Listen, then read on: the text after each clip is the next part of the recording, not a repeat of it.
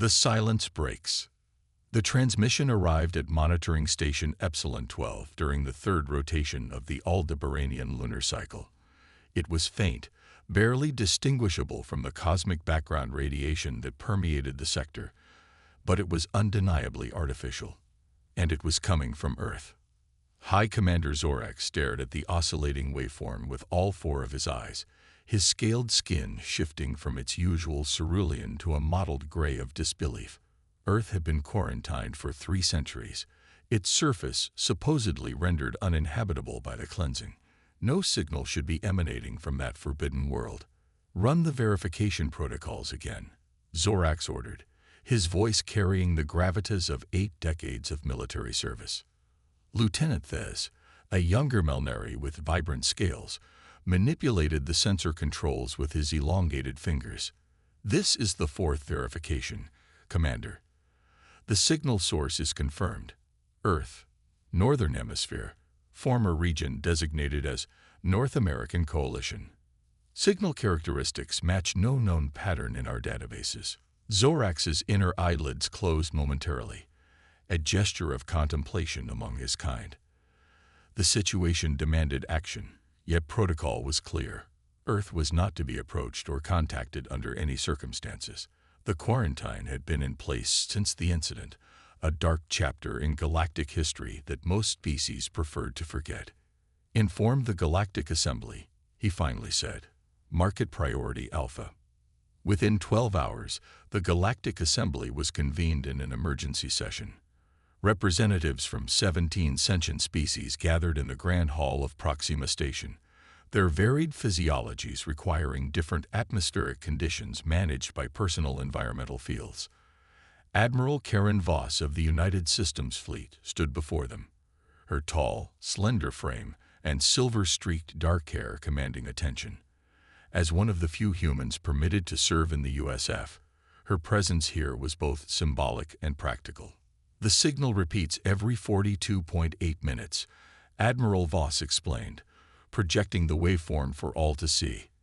It contains embedded mathematical sequences that suggest intelligence rather than automated systems. Impossible, declared Sal Thun, the draconian representative, his leathery wings folding tightly against his back. Nothing survived the cleansing. We made certain of that. Admiral Voss met his reptilian gaze with cool professionalism. The historical records indicate complete neutralization of surface life, yes, but this signal exists, regardless of what we believe possible. High Chancellor Eliana, an ethereal Lumidian whose translucent body glowed with inner light, floated forward. Admiral Voss, you understand why this is concerning. Your ancestral homeworld was deemed too dangerous to allow continued development. If something has survived. With respect, Chancellor, Voss interrupted, my loyalty is to the United Systems Fleet, not to a planet I've never set foot on.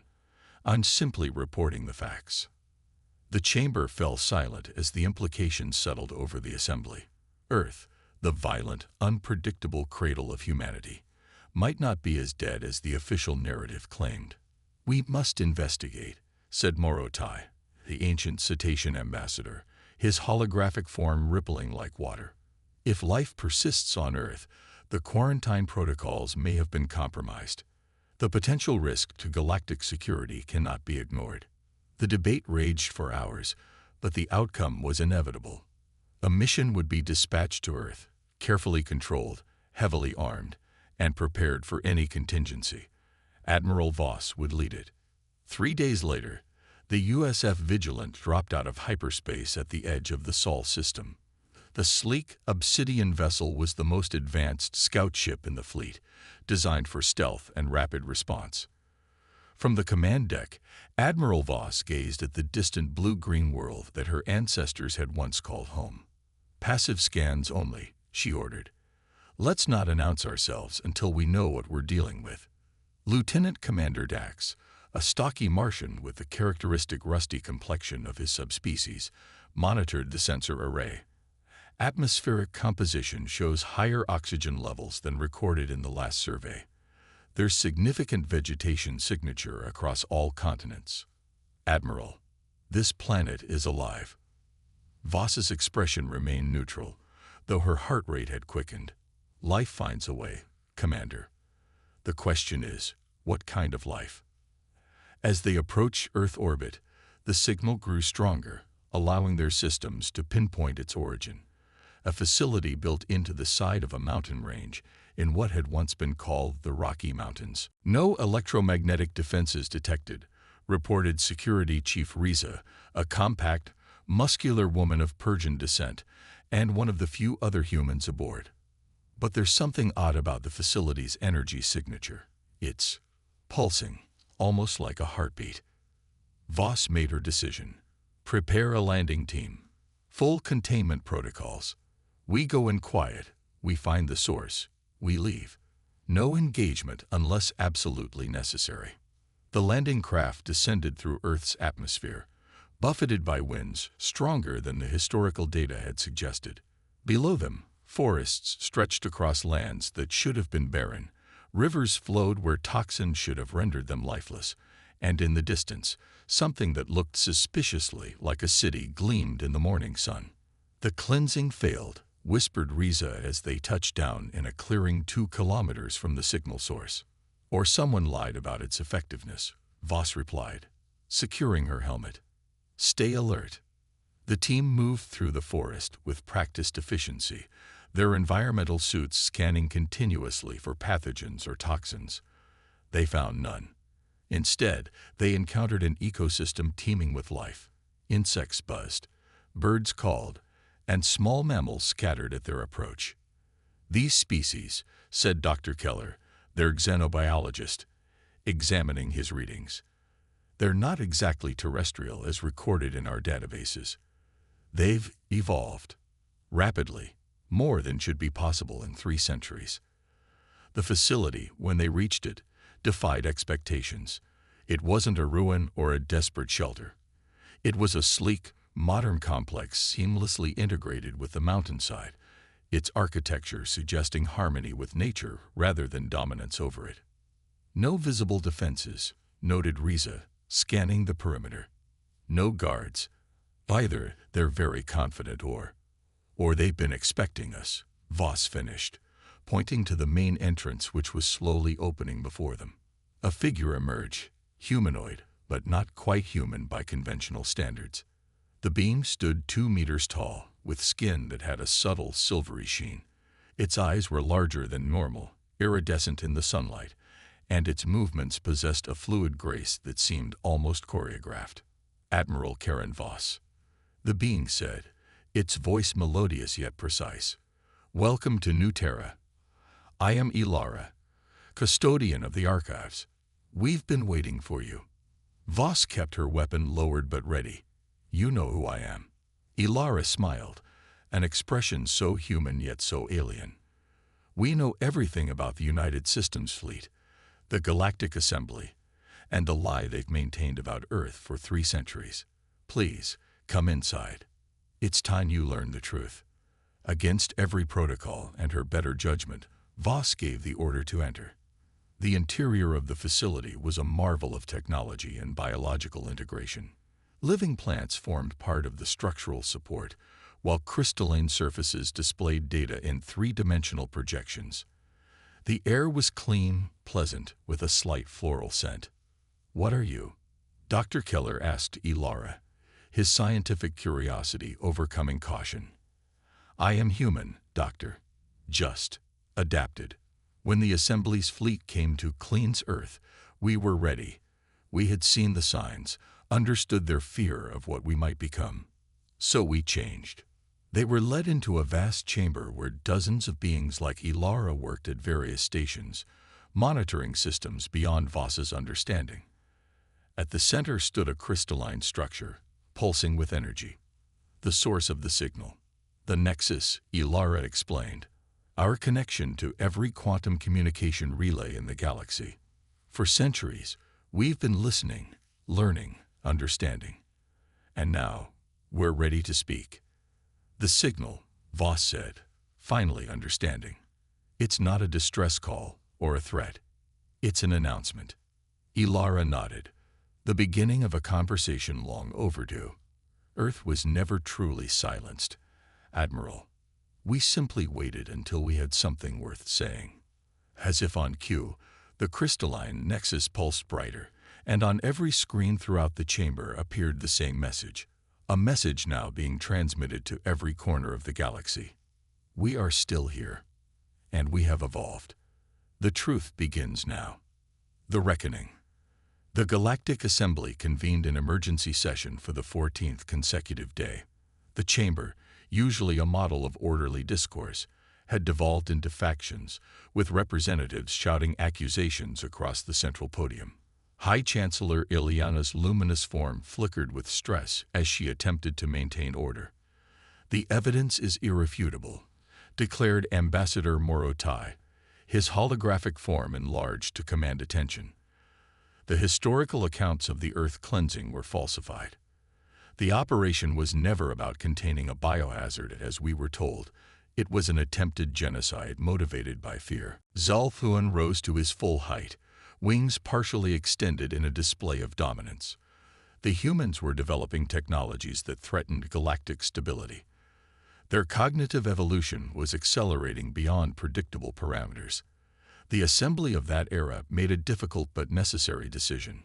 On the observation deck above the chamber, Admiral Voss watched the proceedings with Lieutenant Commander Dax. Her report, complete with biological samples, environmental readings, and most damning of all, the historical records retrieved from Earth's nexus, had shattered 3 centuries of carefully maintained deception. "The coalition that ordered the cleansing," she said quietly to Dax, "included the ancestors of every major power in the current assembly. No wonder they wanted Earth's silence to be permanent." Dax nodded grimly. "History is written by the victors, Admiral. But in this case, it seems the supposed victims were merely biding their time." Below them, Ilara stood before the assembly, her silvery skin luminescent under the chamber lights. Unlike Voss and her team, Ilara required no environmental protection on Proxima Station. Her adapted physiology could thrive in almost any condition. For 300 years, Ilara addressed the assembly, her voice carrying easily despite its softness. Humanity evolved in isolation. The cleansing, while devastating, did not destroy us. It transformed us. Those who survived developed adaptations that would have taken millions of years through natural selection. She gestured, and holographic displays appeared around the chamber, showing the progression of human evolution since the cleansing. Enhanced neural networks, photosynthetic skin capabilities, improved cellular regeneration, and most significantly, a collective consciousness that maintained individuality while allowing unprecedented collaboration. We chose to remain silent until now because we needed time. Time to heal our world, time to understand our place in the galaxy, and time to develop a response that wasn't rooted in vengeance. Chancellor Ileana floated forward. "And yet your first act upon breaking this silence was to release historical records that have thrown the assembly into chaos. Some might interpret that as vengeance, Custodian Ilara." Ilara's expression remained serene. "Truth is neither vengeful nor merciful, Chancellor. It simply is. But truth was only the first transmission. The second has already begun." As if synchronized, every communication device in the chamber activated simultaneously.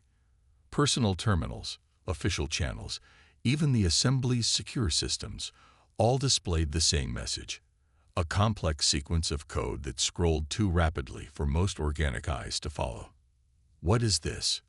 demanded Zalfuan, his wings now fully extended in alarm. Admiral Voss recognized the pattern from her time on Earth. "It's the solution," she said, stepping forward to address the assembly. "Humanity's gift, or challenge, to the galaxy." Ilara nodded. "For centuries, the greatest minds of 17 species have worked on the 5 fundamental problems that limit galactic development: sustainable faster-than-light travel, neural technological integration, ecological restoration, cosmic radiation shielding, and conscious artificial intelligence boundaries. Each species approached these problems from their own evolutionary perspective, making progress but never achieving breakthrough. The code continued to flow across all screens, reorganizing itself into recognizable patterns, equations, molecular structures, engineering schematics. This, Ilara continued, is humanity's approach to these problems. Not solutions developed in isolation, but syntheses that incorporate the partial successes from every sentient species. We studied your scientific archives, combined them with our unique cognitive evolution, and created pathways that none could have developed alone. The assembly chamber fell silent as the implications became clear. The humans hadn't spent 3 centuries planning revenge. They had been solving the unsolvable. "Why?" asked Chancellor Ileana, her luminous form dimming with emotion. "After what was done to your world, why would you offer this?" Ilara's eyes, iridescent and ancient despite her youthful appearance, met the Chancellor's gaze. "Because isolation taught us something crucial about humanity's nature. We are not meant to evolve alone. No species is. The Assembly feared our potential and tried to eliminate it, but in doing so, they only proved our point. Advancement without wisdom leads to destruction." She gestured, and the final part of the transmission appeared, a proposal for integration. Not assimilation, not domination, but a genuine partnership where Earth would rejoin the galactic community as equals, offering their unique evolutionary perspective while gaining access to the stars once more. "The quarantine ends today," Ilara declared. "Earth extends an invitation to all species of the Assembly to send representatives, scientists, artists, philosophers, anyone who wishes to learn and share. Our world is healed, and we are ready to heal the wounds between us." The debate that followed lasted days. Some representatives, particularly those from worlds that had opposed the original cleansing, embraced the proposal immediately. Others, like Exalthuan, remained suspicious of humanity's true intentions. But the solutions could not be ignored. They represented leaps in understanding that would benefit all sentient life. 1 month later, Admiral Voss stood on the observation deck of the USF Vigilant, watching the first official delegation from the Galactic Assembly descend toward Earth. The ship, named Reconciliation, carried representatives from 12 species, including Chancellor Ileana herself. "You could have remained on Earth," said Lieutenant Commander Dax, joining her at the viewport. "They would have welcomed you as one of their own." Voss shook her head. "I'm a bridge, Dax. I belong in the space between worlds, not firmly planted on either shore." "And what happens when we no longer need bridges?" he asked. She smiled, watching as the Reconciliation was met by a formation of Earth vessels, graceful, organic-looking craft that seemed to flow rather than fly through the atmosphere. "Then I'll have done my job properly." She turned from the viewport, her expression resolute. "Plot a course to Centauri Prime. The delegation there will need an escort for their journey to Earth." As the Vigilant prepared to depart, Earth's transmission, the one that had started it all, continued to pulse outward into the farthest reaches of the galaxy. Not a distress signal, not a declaration of war, but an invitation and a reminder. We are still here. We have evolved, and we are ready to help you evolve too. Throughout the galaxy, species that had been taught to fear the very mention of Earth now looked toward the blue-green world with new understanding. Humanity's last transmission hadn't been a death knell. It had been a birth announcement for a new era of galactic cooperation. The truth, at last, was understood.